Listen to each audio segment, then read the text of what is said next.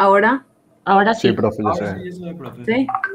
Bueno, rápidamente entonces, porque después la doctora Jazmín también tiene una pequeña retroalimentación para volver a reforzar todo lo que estábamos viendo.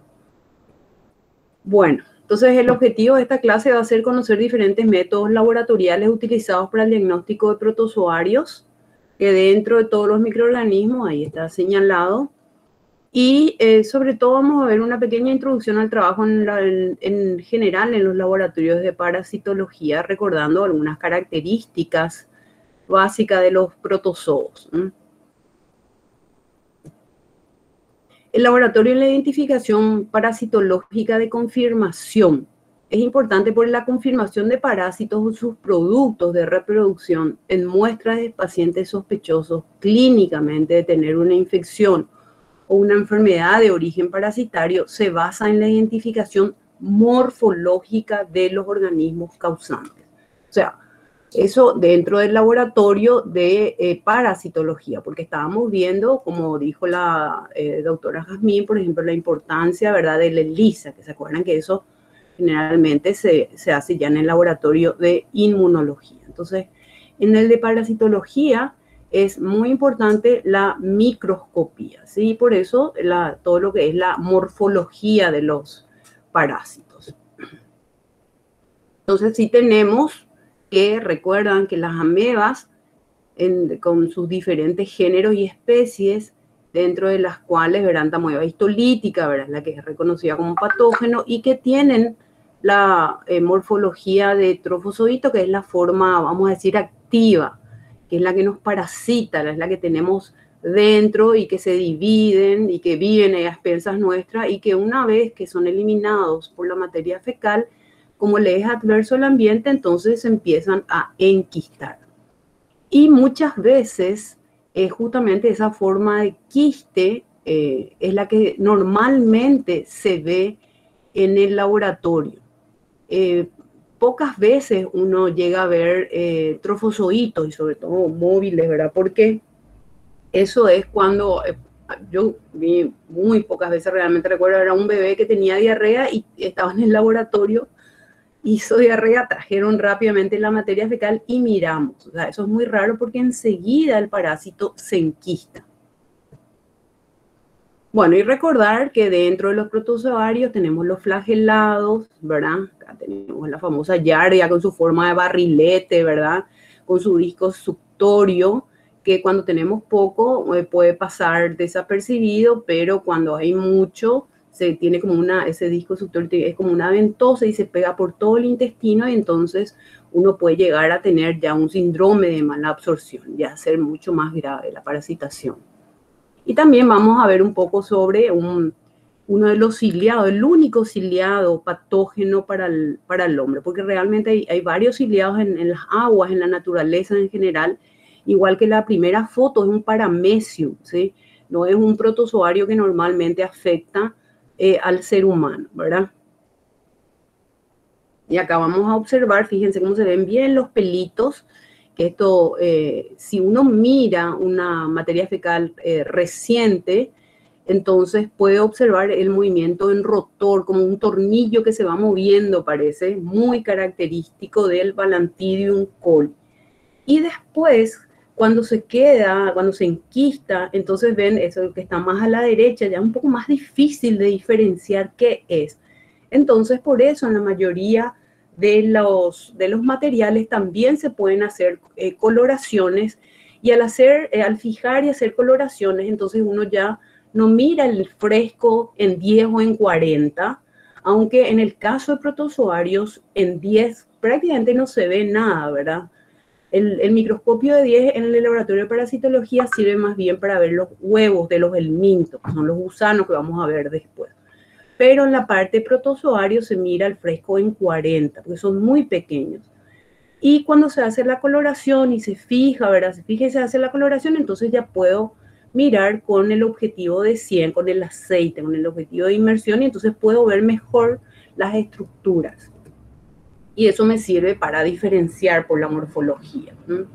Como dice acá, la aparición de nuevos métodos de diagnóstico laboratorial, como por ejemplo las pruebas moleculares o los inmunoensayos, ¿verdad?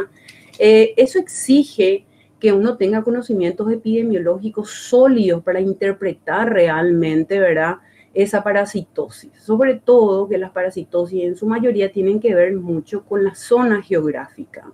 Así como decía el compañero, por eso le pregunté que en Uruguay, por ejemplo, no tienen malaria, ¿verdad? Porque es un país relativamente frío, ¿verdad? Entonces, no tiene el vector. Entonces, eso es muy importante, ¿verdad?, para poder interpretar los resultados, el conocimiento epidemiológico de las parasitosis, ¿verdad? Y de esa manera, ¿verdad? Vemos que de ahí que el estudiante de medicina tiene que tener, como dice ahí, una formación sólida también sobre parasitología. Porque aquí en nuestro país es muy frecuente varios tipos de parásitos. Como en todas las muestras de laboratorio, la recolección adecuada de muestras es crítica. Si esto no se cumple, entonces es difícil de que los parásitos o sus productos de identificación, ¿verdad?, sean detectados. Y a su vez, para la observación microscópica va a ser requisito la aplicación de diferentes técnicas que nos van a permitir recobrar, concentrar y extraer esas formas diagnósticas que son observables bajo el microscopio óptico con la menor alteración posible. Entonces vamos a ver que existen diferentes métodos, pero hay que saber exactamente qué método aplicar según la sospecha diagnóstica que tiene el médico. Como en todo laboratorio hay un equipo básico. La mayoría del equipo necesario para el reconocimiento de parásitos y sus productos de reproducción se encuentra en cualquier laboratorio clínico y el usuario debe estar familiarizado con su funcionamiento y utilidad. Eso sí es un laboratorio, vamos a decir, básico, ¿verdad? Entonces tenemos el microscopio óptico, también el microscopio estereoscópico, eso sobre todo muchas veces para ver artrópodos que a veces envían, ¿verdad?, a los pacientes, o también algunos gusanos en su forma adulta. Centrífuga, eso es vital para el procesamiento de la muestra de materia fecal. Imagínense, la materia fecal muchas veces, cuando uno mira sin hacer la metodología, entonces uno puede ver así, qué sé yo, el pedacito de cebolla. Esto es un mundo, la microscopía en la parte de parasitología es todo un mundo, todo lo que uno puede encontrar. Entonces, esos métodos lo que hacen es eliminar todo lo que la persona no pudo, como decir, degradar, porque eso va a dificultar la observación, ¿verdad? Entonces, el centrifugar tiene ese objetivo y además, porque generalmente se cuela, ¿verdad?, cuando se centrifuga, y además el de que al hacer por la fuerza de la centrífuga, ¿verdad?, generalmente los parásitos quedan en el sedimento y se elimina el sobrenadante. Después también es importante tener algo con el cual poder medir cuando uno está observando, porque sobre todo, por ejemplo, en el caso de los coccidios, la morfología es muy parecida, por ejemplo, entre Cyclospora y Cryptosporidium, pero el tamaño, ¿verdad?, es lo que distingue. Entonces, eso es importante, ¿verdad?, para ir diferenciando. También, por supuesto, una heladera, como dice ahí, refrigerador, consumibles y reactivos. Entonces, el microscopio óptico es el instrumento más importante en el laboratorio de parasitología tradicional, en donde está basada la identificación de la parasitosis o del parásito por la morfología del parásito, ¿sí? También la centrífuga, como dijimos, ¿verdad?, para ir separando el sedimento del sobrenadante y poder hacer las diferentes metodologías que existen.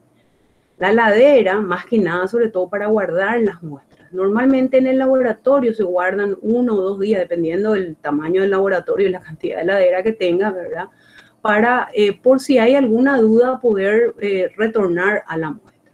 Eso sobre todo si son heces seriadas, ¿verdad?, porque hay veces de que, como es materia fecal, ¿verdad?, entonces no es tan fácil poder abrir un frasco después de unos días, ¿sí? El material de referencia, esto también es algo muy importante que me pareció que tienen que saber, porque esto tienen los laboratorios, ¿verdad? tienen que tener manuales con las diferentes técnicas y sobre todo ayuda mucho los atlas con fotografías o láminas de parásitos, como por ejemplo hay un atlas de la Organización Mundial de la Salud. Y nada más le pongo acá, ¿verdad? Y recuerden que ustedes también en la parte de parasitología tienen un examen práctico, entonces donde le van a poner así una de estas fotitos más algunos datos clínicos y epidemiológicos para poder ayudar. Entonces, uno observa las diferencias entre, por ejemplo, la entamoeba histolítica, que es una ameba, ustedes saben que es la ameba patógena, que es la única que tiene dentro del cuerpo, uno puede llegar a observar los glóbulos rojos.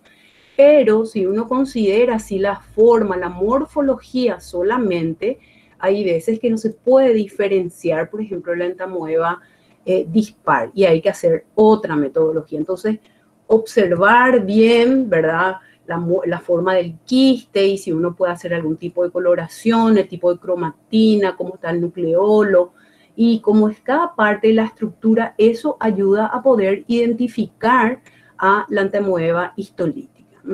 De hecho, hay trabajos que muestran, trabajos relativamente antiguos que dicen que tuvimos entamoeba histolítica, pero no se tuvo esa consideración de poder diferenciar de la dispar. Entonces queda ahí la duda de si realmente acá tenemos o no histolítica o era dispar.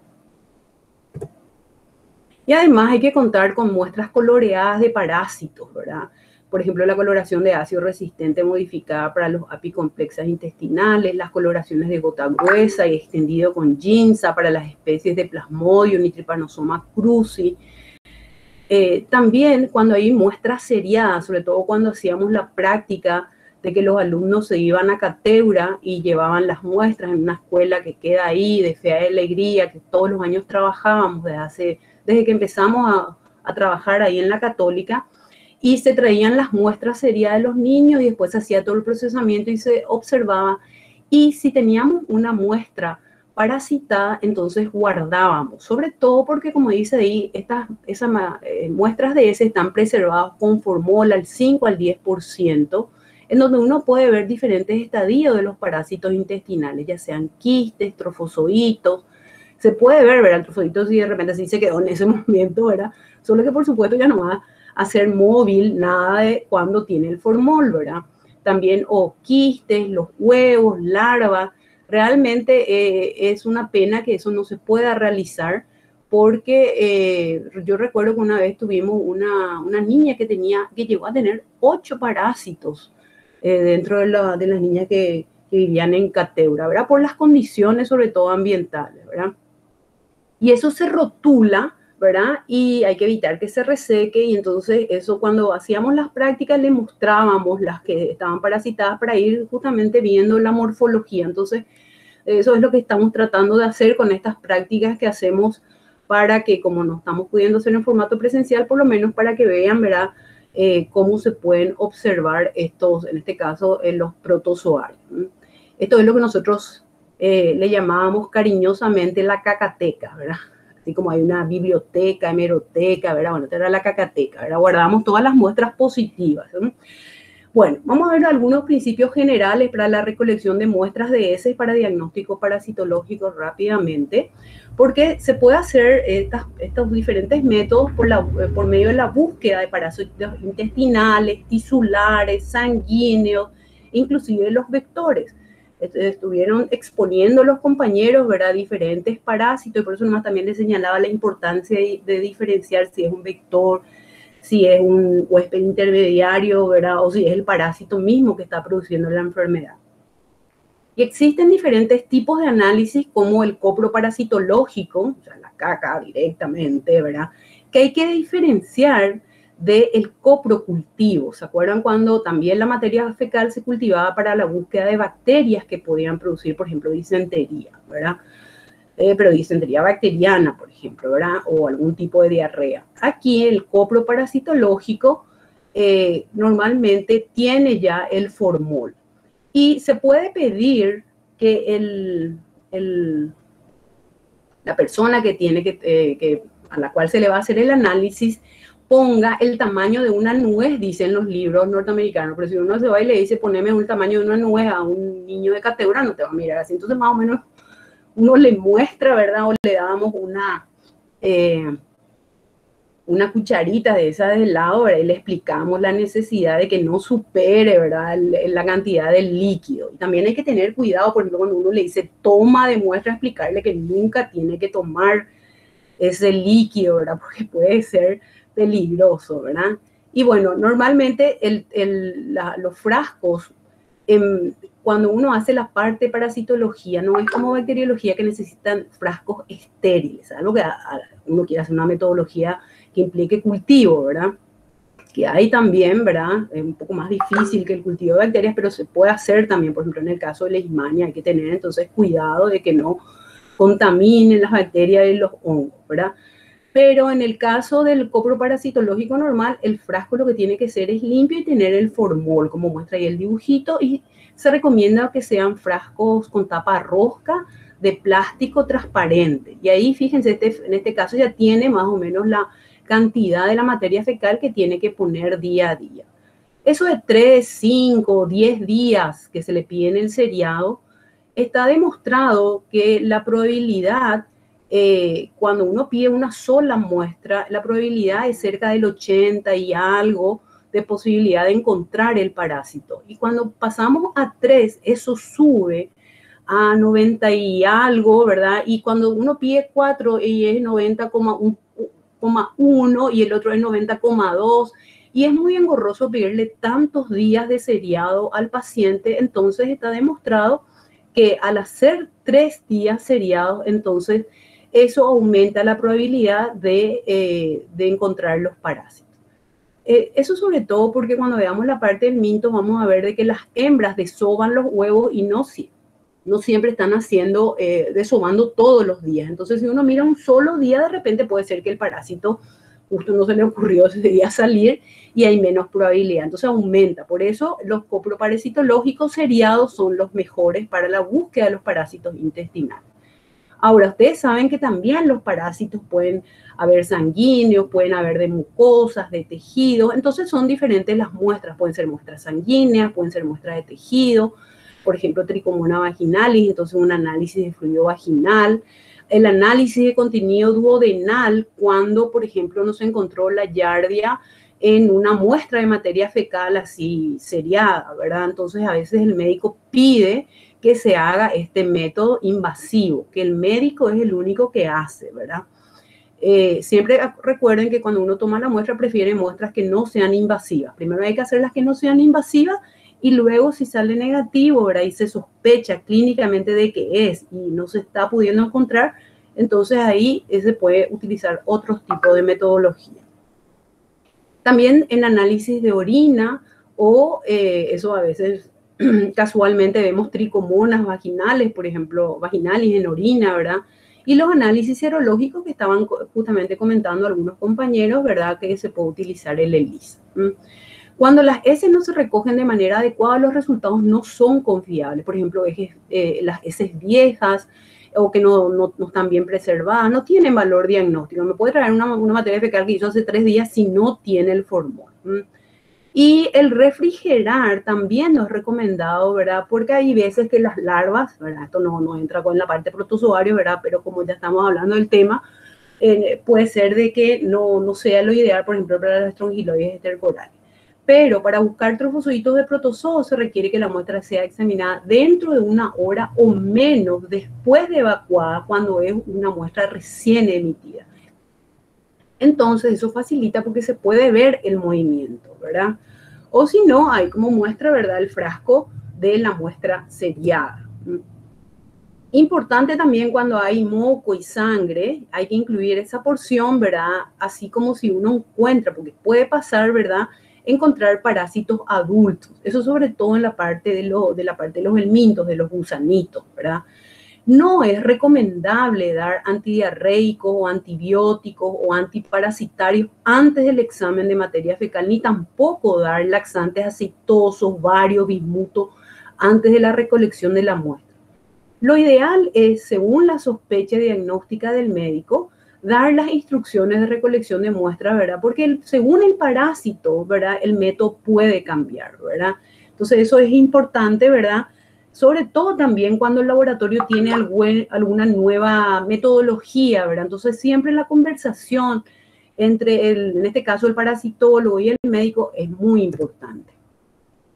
Los laboratorios clínicos, ¿verdad? No está definido, eso tenemos que saber un límite, el número de veces que un médico solicite una muestra de heces del mismo paciente, ¿verdad? Puede ser tantas veces hasta que esté satisfecho con el resultado, ¿verdad? Y ahí está lo que les decía, deben recogerse en frascos de vidrio, de plástico, también vi que en algunos libros hablan de cartón corrugado, ¿verdad? Limpios y secos, eso sobre todo si se va a transportar lo del cartón, ¿verdad? Sin contaminación con agua ni orina. Eso es importante, siempre le insistíamos a los alumnos cuando nos íbamos a tomar las muestras, no es que se puede sacar después de fecar ahí del water, ¿verdad? Sino que a veces le explicaba a los niños que tenían que hacerse un papel periódico o una bolsa de plástico y de ahí sacaba una pequeña porción de la muestra, ¿verdad? Al frasco de transporte, ¿verdad? O directamente en una bolsa plástica. A veces traen el pañal, que no es recomendado tampoco, así como para el cultivo de bacterias, tampoco en la parte de parásitos, porque sobre todo los pañales son muy absorbentes a veces y eso puede afectar en la morfología que se observa en el parásito. La regla de oro en parasitología es recobrar, identificar y demostrar el parásito o sus productos de reproducción para determinar la etiología de la infección o enfermedad parasitaria. Fíjense que dice sus productos de reproducción, ¿verdad? Porque estamos viendo que los parásitos tienen ciclos diferentes, ¿verdad? Entonces, algunos vamos a ver después, sobre todo en la parte de los gusanos que tienen machos y hembras, ¿verdad? Y entonces, después de la fecundación se van eliminando los huevos, ¿verdad? En el laboratorio de parasitología, como también en la bacteriología, hay métodos directos e indirectos. Los directos son aquellos que identifican al parásito, sus productos de reproducción, y los indirectos que ofrecen resultados sugestivos de enfermedad parasitaria, pero que no confirman el agente etiológico, ¿verdad? Siempre se prefiere el método directo, porque uno está viendo el parásito, pero si no es posible, ¿verdad? Se puede hacer un método indirecto que muchas veces tiene mucha efectividad, sobre todo cuando uno utiliza una prueba con mucha sensibilidad y especificidad. Y hay varios métodos dentro de los métodos directos. Esto en el laboratorio en general. El de Berman, que extrae las larvas. El de flotación de Schitter, que es sobre todo para oquistes. El raspado de úlcera perineal, por ejemplo, trofosoditos de entamoeba histolítica. El raspado de úlcera cutánea, por ejemplo, para mastigotes de leishmania. El lavado bronquial para neumocistis, ¿verdad? Entonces, según por eso lo que el médico está sospechando, entonces la metodología que va a emplear el laboratorio va a ser diferente. Y acá está lo de la prueba que les digo que hacíamos en el laboratorio, bastante parecido a el de sedimentación de formol con acetato de etilo, ¿verdad? Concentrar huevos y larvas del minto, quistes y quistes de protozoos de las heces. Y esto se emplea este método cuando el examen directo es negativo, cuando la excreción de quiste o quiste es baja o es intermitente, como les digo, de repente un día sí, otro día no, o para descartar infecciones leves en general, sobre todo si otros métodos, como por ejemplo el método de sulfato de zinc o el de Schitter, no dieron resultados positivos. El médico está sospechando de que es una parasitosis. El de flotación por Schitter, por ejemplo, es un método bastante efectivo y barato, utilizado para separar, concentrar y recobrar quistes de cistoisospora, tiene que ser ahí, ¿verdad? Cambió, y de Cryptosporidium, de las heces para facilitar el diagnóstico de isosporiasis o criptosporidiasis en el laboratorio. Y también los oquistes de Cyclospora cayetanensis pueden también concentrarse. Me parece el método de Schitter, entonces. Y dentro de los métodos indirectos, que hay una variedad enorme, ¿verdad? Están los inmunológicos, los de maglutinación indirecta, por ejemplo, para tripanosomiasis americana, o sea, el Trypanosoma cruzi. Los inmunohistoquímicos para la parte de los microsporidios. Microsporidios le hacemos la aclaración que recientemente este grupo de parásitos se mudó a hongos. O sea, como son muy difíciles, su nombre lo dice, son demasiado pequeños y necesitan unos métodos muy específicos, que acá, por ejemplo, yo recuerdo de la profe Amelia Sá, ¿verdad?, que vino una profesora de la Universidad de Tulane y estuvo una semana, ¿verdad?, haciendo un curso acá para los laboratorios para poder identificar microsporidios, ¿verdad?, pero es bastante complejo, se necesitan microscopios sobre todo muy buenos porque son de muy pequeño tamaño. Bueno, y ahora que se le empezó a estudiar cada vez más porque cada vez se van encontrando nuevos microsporidios y se dieron cuenta que no son parásitos, sino que son hongos. Como nos dimos en la parte de hongos y ustedes tienen todavía en su libro en la parte de parasitología, entonces vamos a ver acá. Pero recuerden que pasó a hongos, ¿sí? También se puede utilizar, por ejemplo, radiografía de abdomen, ¿verdad? Por ejemplo, para Angiostrongylus costarricensis, tomografía axial computarizada para las neurocisticercosis, eso ya en la parte también del minto, ¿verdad? Resonancia magnética, por ejemplo, para abscesos hepáticos amebianos, la entamoeba histolítica puede producir abscesos y ayuda mucho todo lo que es laboratorio de imágenes, así como también en parasitología ayuda mucho el laboratorio de anatomía patológica. Y también hay otros métodos indirectos como los péptidos sintéticos, que es otra tecnología biomolecular para diferenciar Trypanosoma cruzi de, por ejemplo, Trypanosoma rangier, ¿sí? Las muestras para enviar al laboratorio para demostrar parásitos también depende, por supuesto, de la sospecha del médico. Puede ir desde heces, biopsia de tejidos, orina, esputo, sangre, aspirado, secreciones, excreciones, líquidos cefalorraquídeos, ¿se acuerdan? Las amebas come cerebro, ¿verdad? Pus, otros líquidos y parásito intoto.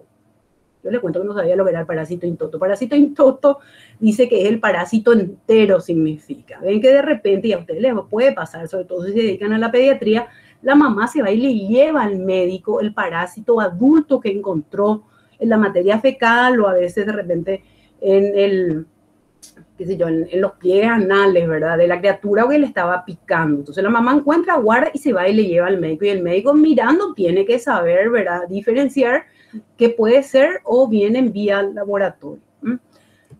Eso significa intoto.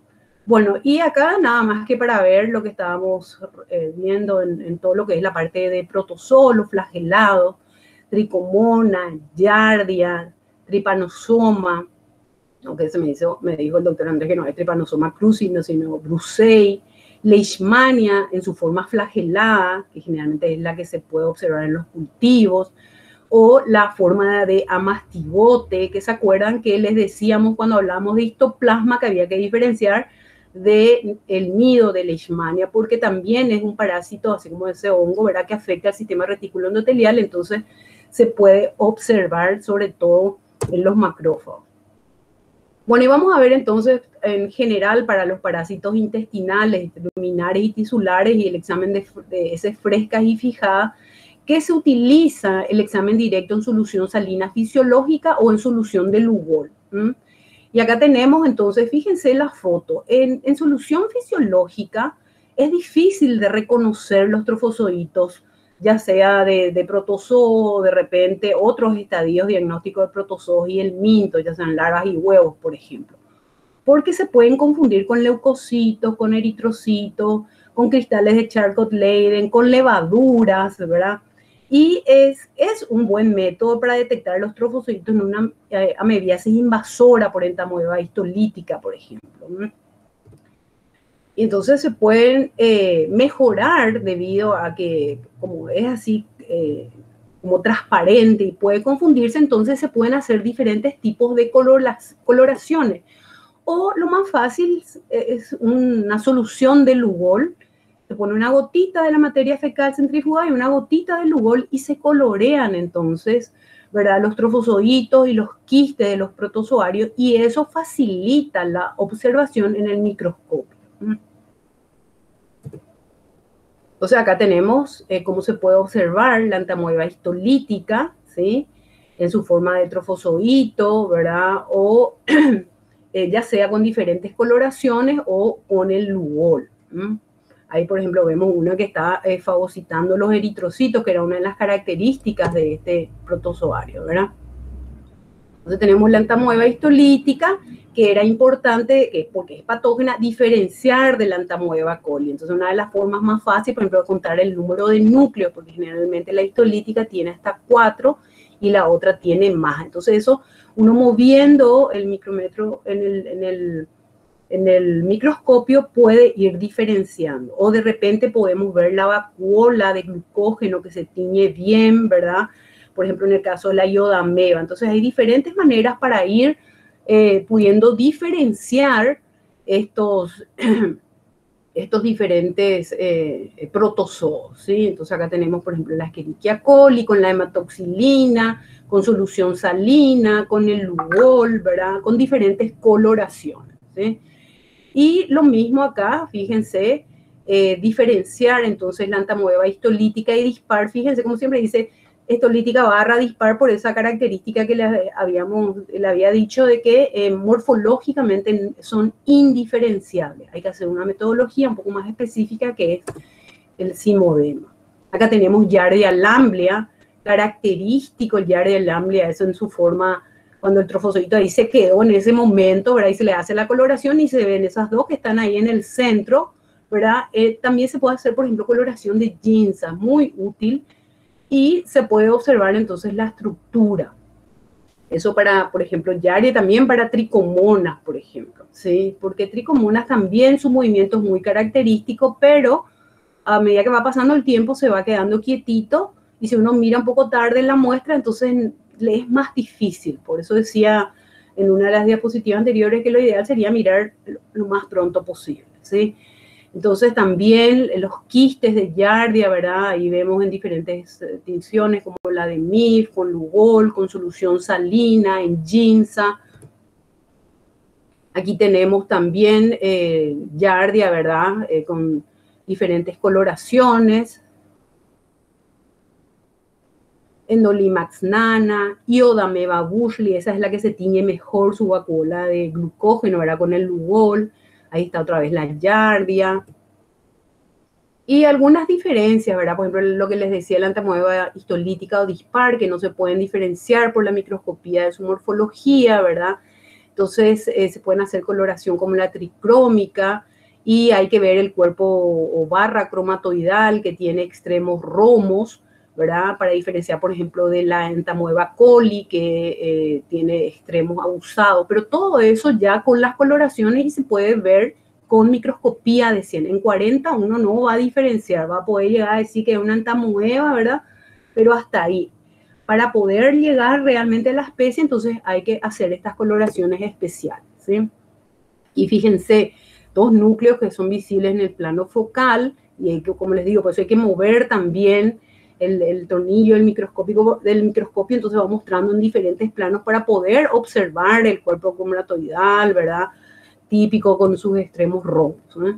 Y acá tenemos la entamoeba coli con el trofozoito, y aquí al otro lado está el quiste, con muchos núcleos. Endolimax nana, que también tienen, algunos dicen, como una forma de perita, ¿verdad? Y que el citoplasma puede contener glucógeno difuso, pequeñas inclusiones, puede llegar a tener hasta de 4 a 8 núcleos, que son las formas ya hipernucleadas, y el trofozoito, que es bastante pequeño, de 8 a 10 micras más o menos, o micrómetros, ¿verdad? Y que tiene un solo núcleo, ese es visible en preparaciones sin teñir, ¿verdad? Pero que se ve mucho mejor cuando se hacen las coloraciones. Acá tenemos la entamoeba harmani, que es bastante similar también, así como la dispar, a la entamoeba histolítica, pero son más chiquititos, ¿sí? Entonces uno va viendo cómo es la cromatina periférica, si está distribuida uniformemente, hasta cuántos núcleos tiene, ¿verdad? Que generalmente es 4, que tienen un cariosoma pequeño, y en el citoplasma, en los quistes maduros, que puede contener un glucógeno difuso, puede tener cuerpos también cromatoidales redondeados o alargados. Entonces no es tan fácil, ¿verdad? Pero con los años uno va adquiriendo experiencia para poder diferenciar. Acá está la famosa iodameba bushley, que tiene una forma esférica, elipsoidal, entre 15 a 20 micras, contienen un solo núcleo, que no es visible a no ser que uno, ¿verdad? le tiña o le ponga lugol o tinciones permanentes como tricrómico. Y ahí el cariosoma es grande, que está en forma excéntrica, ¿verdad? Ahí muestra que en el caso de la iodameba, ¿verdad? Esa vacuola que acá se ve como en esta coloración, como no es lugol, no se ve ese color oscurito, la vacuola de glucógeno, ¿verdad? En la tapa de quiste, pero eso es lo que más llama la atención cuando tiene lugol. Acá tenemos otra vez, ¿verdad? Con el cariosoma grande, que está ubicado en el centro, rodeado de gránulos acromáticos refráctiles, ¿sí? Y acá está el ciliado que les había dicho, era el único ciliado patógeno para el ser humano, el Balantidium coli, que tiene lo característico de si uno ve en fresco, yo pude ver en fresco, y es asombroso, uno ve todos los pelitos que se van moviendo. Pero pasado el tiempo empieza a enquistarse y eso dificulta, ¿verdad?, ya la observación. Cuando uno examina muestra diarreica o líquida, si la muestra tiene moco, se toma la muestra del moco, ¿verdad? Porque ahí a veces se pueden encontrar los elementos patógenos en mayor cantidad. Los trofozoitos o quistes de Giardia, los quistes de apicomplexa intestinal, también las larvas de estrongiloides estercorales. Y cuando tiene moco y también sangre, o sea, una disentería, ¿verdad? Entonces, aparte de tomar la muestra de materia fecal, también se recomienda tomar este moco, ¿verdad?, con sangre, y se hace otra preparación y ahí se buscan, por ejemplo, los trofozoitos en tamoeba histolítica, o también Balantidium coli también produce disentería, sobre todo relacionado con la gente que cuida cerdos. Después tenemos los ooquistes. Acá ya entramos en los coccidios, que son sobre todo marcadores de inmunosupresión, ¿verdad? Cryptosporidium, Cyclospora, Cistoisospora. Acá tenemos los ooquistes de Cyclospora cayetanensis, que son redondos, refringentes, con una masa interna bien organizada, que miden entre 8 a 10 micras, ¿verdad? Y ven que cuando uno mira el de la derecha, sí parece ¿qué es esto, verdad? Cuando uno mira en la materia fecal, si no conoce, sobre todo 8 a 10 micras. Nosotros en el laboratorio nos ayuda mucho el tema de que los glóbulos rojos, ¿verdad?, que a veces se ven en la materia fecal, miden más o menos 8 micras. Entonces uno siempre lo usa como comparación, ¿verdad? Pero lo ideal en todos estos coccidios es colorearlos con ácido resistente modificado y poder así diferenciar otras estructuras. Acá tenemos la Cistoisospora belli, ¿sí?, que tienen forma alargada, cáscara fina, transparente. Las que están ahí arriba, cuando uno mira así el examen en fresco, ¿verdad? Entonces, Cistoisospora belli es grande. Fíjense, 20 a 30 micras por 10 a 13 micras. Entonces, eso uno ve en fresco así directo y es Cistoisospora, ¿verdad? No es lo mismo que Cyclospora o Cryptosporidium, ¿sí? Sobre todo que contienen el esporoblasto en el interior del ooquiste, ahí como muestra. Entonces, lo ideal también, vamos a ver, es que se pueden hacer coloraciones también, ¿verdad? Pero en el caso de Cistoisospora no es tan complicado como en el caso de Cryptosporidium, ¿verdad? Porque sí son más pequeños, miden de 4 a 6 micras. ¿Se acuerdan que les dije que esa era la diferencia, ¿verdad? Que los de Cryptosporidium son más pequeños, son redondos, con un gránulo brillante oscuro en un borde, visibles bajo objetivos de 100, pero no son fácilmente identificables. Por eso es que lo ideal es hacer la coloración. Acá, ya que estamos con los coccidios, Toxoplasma gondii se pueden hacer también, pero esto sí ya la persona tiene que tener mucha experiencia, ¿verdad? Porque generalmente toxoplasmosis es más fácil hacer por los métodos inmunológicos el diagnóstico que, ¿verdad?, buscando el parásito. Pero también, fíjense cómo se pueden ver los diferentes estadios, ¿verdad? Entonces, también recordar que la gente le llama la enfermedad, mal llamada la enfermedad del gato. El gato realmente no tiene la culpa. Es como todos los felinos que pueden ser hospedador definitivo, ¿verdad? Pero realmente saben ustedes que hay diferentes maneras en que uno puede adquirir, ¿sí? No es solamente el gato. Bueno, y acá está, entonces, ya las coloraciones del Cyd-Nielsen modificado, en donde otra vez vamos a ver sobre todo para los coccidios. Dentro de las coloraciones tenemos hematoxilina férrica para trofozoitos y quistes o protozoos intestinales, las coloraciones ácido resistente modificada para ooquistes apicomplexas intestinales, la coloración tricromo o tricrómica, le decimos nosotros, modificada, o la coloración azul de metileno tricromo para esporas de microsporía, que recuerden que ya no están dentro de los parásitos, que ya se forman los hongos, así que eso voy a pasar rápido. Pero hay diferentes metodologías, inclusive dentro de las coloraciones, ¿sí? Acá tenemos la coloración con hematoxilina férrica, que le llaman de Heidenhain, que es para protozoos intestinales, que es sobre todo la gente que se dedica a hacer el diagnóstico de parasitología, ¿verdad? ayudan mucho este tipo de coloraciones, ¿verdad? Sobre todo cuando hay infecciones mixtas, porque no es que uno tiene parasitosis muchas veces por un solo parásito, ¿verdad? Uno puede tener el combo, como el caso que les dije de esa niña que empezamos a buscar y cada vez encontrábamos más y nos buscábamos, y encontramos 8 diferentes tipos de parásitos, imagínense. Se usa mucho para dentamoebas frágiles.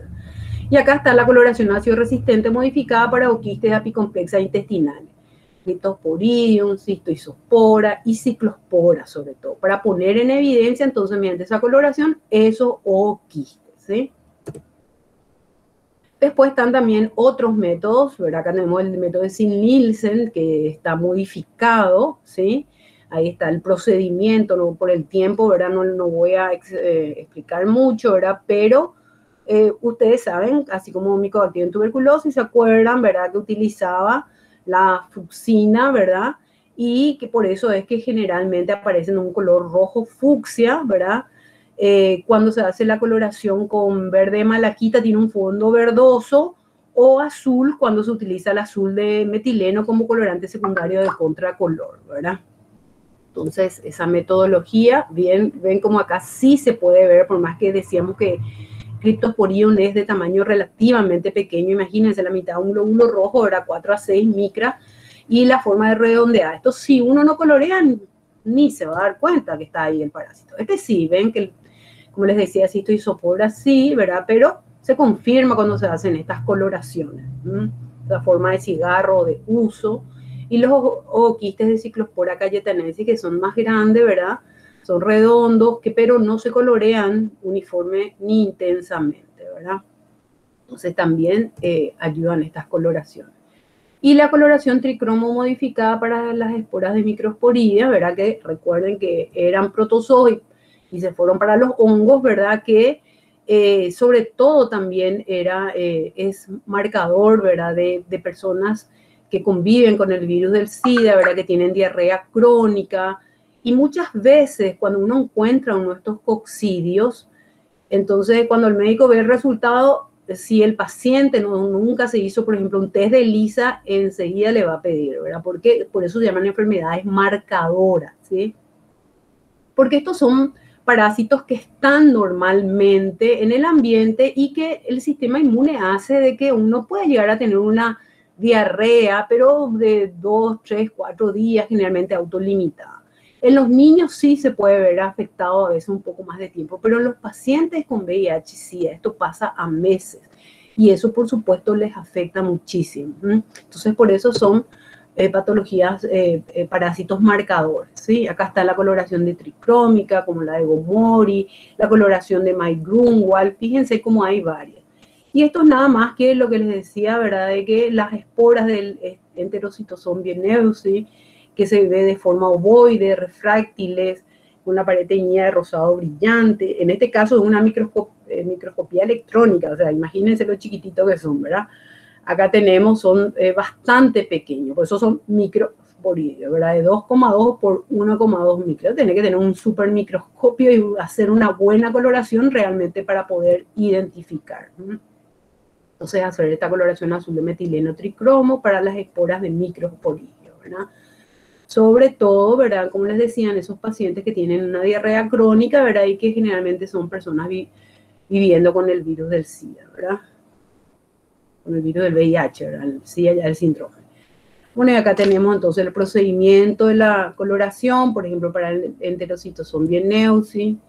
Y otra cosa importante, que eso cuando uno trabaja en el laboratorio, en la parte de microscopía, es que hay un montón de artefactos. Esto es siempre divertido cuando miramos con los alumnos, porque profe, mira un poco, este es un parásito, ¿verdad? Y uno mira y es una gota, por ejemplo, de aire que es cuando se puso la laminilla, ¿verdad? Pero así realmente asemejan muchas veces estos artefactos, fíjense, esporas de hongo, cristales de fruta, fibras de vegetales, el polen, burbujas de aire, están las burbujas de aire, ¿ven? Parece, uno mira así, de repente parece que es un huevo de Ascaris, ¿verdad? O las levaduras. Entonces, siempre también hay que pensar, ¿verdad? Pelos vegetales, esos pelos vegetales famosos, profe, encontré una larva y uno se va y mira y se da cuenta, ¿verdad? Que la estructura realmente no corresponde a una larva, ¿verdad? células de papa, tejido vegetal, fibra de algodón. Eso es famoso porque generalmente utilizamos la gasa para poder colar, ¿verdad?, la materia fecal. Gotas de grasa, fibras musculares, células epiteliales, también eritrocitos y leucocitos, bacterias. O sea, la microscopía de la materia fecal es, ¿verdad?, realmente un mundo. Y la coloración de Ginseng, que se usa sobre todo para los parásitos de las mucosas y los tejidos, ¿verdad? Como por ejemplo toxoplasma, decíamos, ¿verdad? Pero realmente, inclusive, como les dije, también es bastante útil para tricomonas. Y bueno, para ir terminando, los parásitos transmitidos por vectores, que es mucho más rápido, pues eso es lo que estuvieron hablando. Existen diferentes métodos de concentración, de coloración y de cultivo, ¿sí? Concentración y coloración de microfilaria, diagnóstico microscópico de la malaria, el plasmodium, ¿verdad?, tan importante, diagnóstico de Trypanosoma cruzi en la enfermedad de Chagas, y cada vez se van utilizando métodos más complejos, o la confirmación parasitológica de la leishmaniasis, que vamos a ver que sobre todo se utilizan dos métodos, dependiendo del tipo de leishmaniasis, la estimación de la densidad parasitaria también de amastigotes en frotis de material esplénico aspirado, por ejemplo, ¿verdad? Entonces, en el caso del diagnóstico microscópico de la malaria, el plasmodium en la sangre de pacientes infectados, de los enfermos, de los portadores, ¿verdad?, ofrece un diagnóstico relativamente fácil si la persona sabe hacer bien la coloración y sabe reconocer las estructuras, ¿sí? Porque si no, no aporta. En vez de realmente poder ayudar, a veces también en estos casos esos artefactos pueden confundir y realmente no es un plasmodium, ¿sí? Entonces tenemos el de extendido fino, que es, se pone una gota de sangre en un extremo del portaobjeto y con otro portaobjeto se extiende, como dice su nombre, ¿verdad?, y se hace finito. O una gota gruesa es que se le pincha el pulpejo del dedo a la persona, se deja gotear 2 o 3 gotitas y con la misma agujita uno va haciendo que eso vaya coagulando en forma concéntrica de dentro hacia afuera. Y como dice su nombre, gota gruesa. En algunos libros dicen que inclusive uno puede hacer en un extremo el extendido fino y en el otro la gota gruesa. O sea, hay que ser un máster, ¿verdad?, para poder hacer eso. Pero bueno, es lo que hablan en algunos libros. Consiste en una sola capa de células extendida en un portaobjeto, entonces el extendido fino, y la gota gruesa consiste en varias capas de célula en extensión menor, y que normalmente se utiliza la coloración de Ginseng o Meigruma Ginseng. Aquí tenemos entonces lo que le estaba diciendo. Fíjense cómo se puede hacer entonces. Ahí justamente en este dibujito muestra que hizo la gota gruesa y después hizo el frotis fino, ¿sí? Y entonces se colorean así simultáneamente utilizando la coloración de Ginseng. Se puede utilizar también sangre venosa con EDTA, ¿verdad?, o el pinchazo del dedo directamente con una lanceta.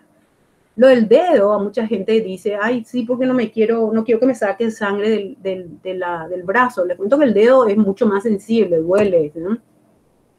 Bueno, esto le voy a pasar, ¿verdad?, pero que es importante, ¿verdad?, el frotis de sangre, ¿verdad?, para buscar la presencia del plasmodium, porque justamente hablaban recién de que tiene un ciclo eritrocítico, entonces eso es lo que sirve, ¿verdad? Entonces uno ahí dentro, ya sea que uno busque en gota gruesa o en el extendido fino, puede ver los diferentes estadios presentes, el tamaño relativo y número de puntos de cromatina en los anillos, la forma de los trofosoditos maduros, si es ameboide o en banda, el número de merosoditos en los esquizontes, la forma de los gametocitos, lo lunar, la presencia de pigmentos maláricos, y también muy importante no solamente observar la apariencia del parásito, sino también en el plasmodium hay que considerar la morfología de los eritrocitos, sobre todo en el extendido fino, porque en la gota gruesa cualquier cosa se ve. Esto es nada más que ya hablaron, ¿verdad?, que hay un ciclo dentro del ser humano y ahí está el anófele, que tiene una forma bien característica de pararse. Ustedes ahora ya van a mirar por la pared y van a saber diferenciar si es un culiceo o un anofelino, ¿sí? Y bueno, como muestra este cuadro, ¿verdad?, entonces para diferenciar las 4 especies, porque ahora ustedes saben que apareció una quinta especie que también parasita, ¿verdad? En la Universidad de Texas, creo que fue en el 2012 o algo, ¿verdad? Relativamente poco, ¿verdad? Pero ya se habla del Plasmodium knowlesi. Entonces ahí vemos los estados en sangre, si es anillo, trofozoito, esquizonte, gametocito, y cómo es la apariencia del eritrocito en esa etapa y la apariencia del parásito. Entonces por eso les dije que tiene que uno fijarse en ambas cosas, ¿sí? Y acá tenemos entonces las especies, cada uno con sus características, ¿sí? Entonces uno tiene que tener realmente mucho conocimiento, ¿verdad? Generalmente, acá en Paraguay le llaman los ceneperos, hay veces que es gente a la cual se le capacitó, ¿verdad? Para poder hacer estos diagnósticos, porque normalmente estas patologías son en pueblos, en zonas muy alejadas, ¿eh? Entonces es importante que se le haga el diagnóstico rápido, ¿eh? Acá tenemos nada más que para que vean un ejemplo, las extensiones de gota gruesa en el Plasmodium malariae. Fíjense la forma de trofozoito. En este caso los eritrocitos son de tamaño normal o disminuido, hay veces que pueden verse agrandados. El parásito toma forma de banda y en barra, ¿verdad? Dentro de los eritrocitos. El esquizonte es lo que sí realmente, lo que muestra en la foto, representa lo que dice, ¿verdad? El esquizonte presenta 8 merozoitos que se disponen como una roseta en el que dice B, y a veces pueden aparecer los puntos de Zinman como gránulos rojizos en el interior de la célula anfitriona, ¿verdad? O sea, del glóbulo rojo. Entonces, hay que tener en cuenta todas estas características en los frotis, ¿verdad? Quienes tienen los gametocitos circular o semilunar, fíjense, falciparum, ¿verdad? Quien tiene granulaciones de Schuffner, Vivax, de Maurer, falciparum, de Zinman, de malaria. Entonces, todo eso es lo que va haciendo la diferenciación por la morfología. En el caso del diagnóstico de Trypanosoma cruzi en la enfermedad de Chagas, también, ¿verdad? El examen microscópico de sangre para identificar la forma de tripomastigote es importante, ¿verdad? Pues es lo que se puede ver en sangre circulante. En tejido se ve la forma de amastigote, ¿sí? Recuerden que en Trypanosoma podemos ver los estadios de amastigote, epimastigote y tripomastigote. Y en Leishmania, amastigote y promastigote. No tienen epi. Bueno, y eso sobre todo en el periodo agudo de la enfermedad. Yo tengo una colega hematóloga que haciendo un frotis de sangre periférica de un bebé que se le había transfundido en un sanatorio, casualmente encontraron, ¿verdad? Trypanosoma cruzi. Como ella conocía la morfología, no es parasitóloga, pero le llamó la atención, ¿verdad? Por supuesto, confirmó con los parasitólogos y se encontró, es rarísimo, ¿verdad?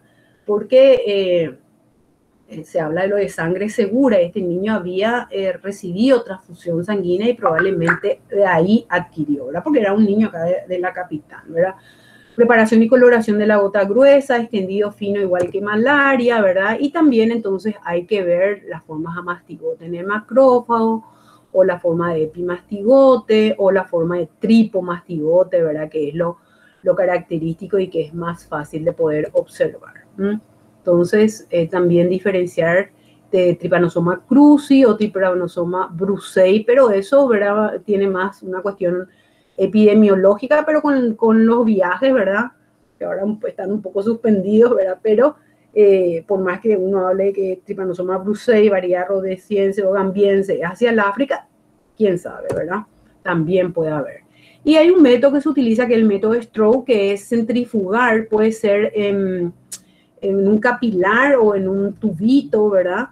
Y entonces se centrifuga y queda ahí una capita y ahí se busca entonces, ¿verdad? Entre la parte de glóbulos rojos y blancos, estos parásitos. O también un método que ya se hace solamente en lugares de investigación como el senodiagnóstico, ¿verdad? Que ya se les habrá explicado, ¿verdad? Que se le ponía las vinchuquitas sanas, ¿verdad? Y hambrientas, entonces se le ponía un tiempito ahí para que, con una tapita, así como una cosita de madera, ¿verdad?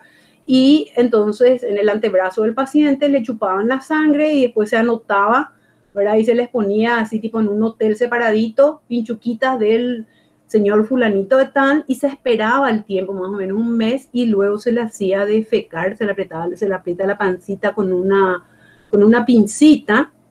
Hay que ponerse anteojos, ¿verdad? Porque eso puede, si entra por la mucosa, es peligroso. Y ahí se podía observar, ¿verdad? Pero ahora ya sabemos que la transmisión vectorial, ¿verdad? Acá en nuestro país ya no se ve, entonces esto ya es muy raro. Bueno, acá nada más que para recordar las morfologías, ¿verdad? Que tienen. Es la confirmación parasitológica de leishmaniasis, ¿verdad? Es un diagnóstico de certeza porque se ve la presencia directa de amastigotes de leishmania en diferentes materiales humanos, ¿verdad? Según la enfermedad, ¿eh? Puede ser aspirado médula ósea para leishmaniasis visceral, ¿verdad? Eso se punza en la cresta ilíaca de los niños, o un raspado de lesión para leishmaniasis cutánea, ¿verdad? Con un sacabocado se saca de la lesión, que en guaraní le llaman curú. Y se pueden utilizar varios métodos como el frotis, el cultivo y la biopsia, ¿eh? Y entonces así, ¿verdad? También podemos observar las diferentes formas, ¿verdad? De amastigote o de promastigote en leishmania. Ahí tenemos el niño de leishmania característico, o se puede hacer un cultivo, que es el medio de, o sea, hay un cultivo para leishmania, ¿verdad? Que se puede utilizar, que es el medio de NNN, que es un método, ¿verdad? Que también tiene por el nombre McNichol, no me acuerdo ahora las tres N's que significaban, ¿verdad? Pero que es bastante efectivo, ¿verdad? El cultivo en leishmania. La estimación también, la densidad parasitaria se puede hacer, ¿verdad? Es una de las metodologías. Novi, Nicole y McNeil era. Y bueno, también este es un parásito que está apareciendo, que se da sobre todo en las mascotas, pero que también puede afectar al ser humano, la babesia. Y las pruebas de diagnóstico rápido, que eso realmente todo lo que es la parte de la tecnología, que facilita cada vez más estos inmunoensayos rápidos para la detección cualitativa de antígenos específicos, por ejemplo, Cryptosporidium parvus, o de Giardia lamblia en extractos acuosos de muestras de heces. O, por ejemplo, acá tenemos para Plasmodium falciparum también las pruebas rápidas basadas en la detección del parásito mediante pruebas de laboratorio, siendo la microscopía por gota gruesa el estándar de oro por su alta sensibilidad, pero que esto puede facilitar si en ese lugar, por ejemplo, no hay un microscopio o alguien que sepa hacer el diagnóstico por la identificación microscópica, ¿verdad? También para Chagas, ¿verdad? Hay varias metodologías para identificar, ya sean enfermedades crónicas, ¿verdad? Entonces, la aplicación de estos métodos indirectos, ¿verdad? Por supuesto, requiere un laboratorio con personal calificado y que tiene que tener una infraestructura de soporte para hacer, ¿verdad? No es solamente así tan fácil, ¿verdad? Y recordar que en cada una de estas patologías, ¿verdad? Dependiendo de la fase aguda o la fase crónica, entonces uno puede elegir los diferentes métodos, ¿sí? Y sobre todo si uno está en un área rural o un área urbana, que generalmente los laboratorios son un poco mejor, ¿verdad? Y las pruebas de diagnóstico rápido y serología, como por ejemplo las pruebas que usan el antígeno RK39, que son recomendadas para el diagnóstico de la leishmaniasis visceral y que ofrecen un método diagnóstico en lugares remotos también, ¿verdad? Porque es tener un poco del suero, poner la tira y entonces se lee, así como el BB-test. Una rayita si está bien y dos ya positivo, ¿verdad? Bueno, acá tenemos entonces leishmania, ¿verdad? Entonces recordar que son varios los métodos indirectos y que hay diferentes para los diferentes parásitos. Y cada vez más se va facilitando entonces el diagnóstico, pero siempre la observación microscópica sigue siendo, acá está, puede ser en sangre fresca, en capa leucocitaria o la gota gruesa o los extendidos finos coloreados en los casos agudos, ¿verdad? O también en medios de cultivo o utilizar, ¿verdad? En los casos crónicos que se puede hacer por pruebas serológicas diferentes, como las pruebas de diagnóstico rápido, ¿verdad? O también los ELISA. Y las herramientas de prevención y control disponibles para las leishmaniasis que son limitadas, por eso el diagnóstico temprano de la enfermedad, que permite instaurar el tratamiento específico oportunamente y de esa manera ir controlando la evolución, aliviar los signos y síntomas y mejorar la calidad de vida de los pacientes, que generalmente, en el caso de la leishmaniasis mucocutánea, sobre todo son pacientes campesinos, ¿verdad? Están en los bosques, ¿verdad? Entonces, siempre la confirmación parasitológica, ¿verdad? Y ya sea de frotis cutáneo, de impronta de biopsia mucocutánea o de aspirado de médula ósea en el caso de leishmaniasis, ¿sí? Bueno, ya este repasito le vamos a, creo que ya le habrán alzado el PDF, ¿verdad? Y no utilizar laxantes, ¿verdad? Mejor utilizar unas 3 muestras seriadas, y si uno va a enviar hay que tener mucho cuidado, la bioseguridad también, ¿no? Bueno, y con esto yo termino y le doy lugar a la doctora Anay. Voy a Gracias. dejar de presentar ya rápidamente para que pueda Ok, presentar. bueno, yo voy a presentar la pantalla.